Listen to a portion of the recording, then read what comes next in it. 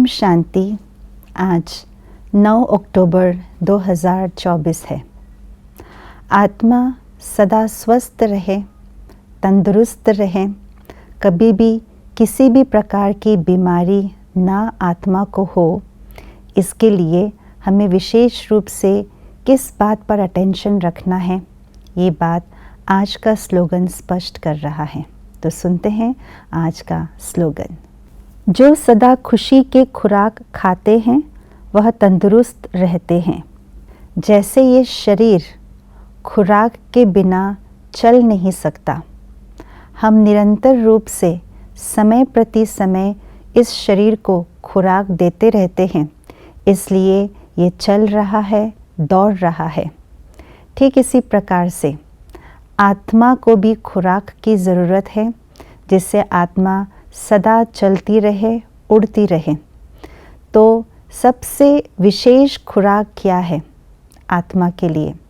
जैसे शरीर को भी वैरायटी प्रकार की खुराक देते हैं और उसमें भी अलग अलग क्वालिटीज़ के होते हैं, ठीक उसी प्रकार से आत्मा की सबसे अच्छी जो खुराक है वो है खुशी के खुराक। जितना जितना आत्मा खुशी के खुराक खाते रहते हैं, उतना उतना आत्मा तंदुरुस्त होते जाते हैं। इसलिए बाबा कहते हैं खुशी जैसी खुराक नहीं।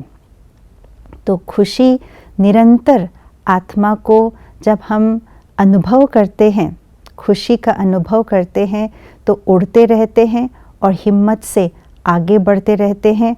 और इसीलिए कैसे भी कोई भी परिस्थिति आ जाए, आत्मा को किसी भी प्रकार की उस परिस्थिति के कारण बीमारी नहीं होती, मानसिक तकलीफ़ नहीं होती, कभी दुख का अनुभव नहीं होता है, क्योंकि खुशी की खुराक ऐसी शक्तिशाली खुराक है। परंतु ये खुराक निरंतर रूप से आत्मा लेती रहे, खाती रहे, उसके लिए क्या करना चाहिए?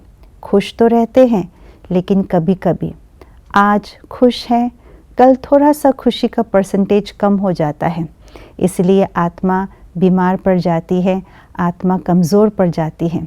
इसलिए बाबा ने ये कहा है कि खुशी के खुराक का सोर्स क्या है, स्रोत क्या है, उसको जानना है। जब हम आत्मा सच्ची सच्ची सेवा में तत्पर रहते हैं, तो आत्मा को खुशी मिलती है। लोगों की दुआएं जब मिलती है तो आत्मा को खुशी मिलती है। मन के अंदर श्रेष्ठ और शुभ संकल्पों की रचना करते हैं, तो उससे खुशी की खुराक की प्राप्ति होती है। हम पुण्य कर्म, श्रेष्ठ कर्म करते रहें, जमा का खाता बढ़ाते रहें, तो खुशी की खुराक बढ़ती रहती है। और जब ये खुशी की खुराक निरंतर रूप से खाते भी हैं और खिलाते भी हैं, तो ये खुराक दुगुना बढ़ जाते हैं और इससे आत्मा सदा के लिए तंदुरुस्त रहते हैं।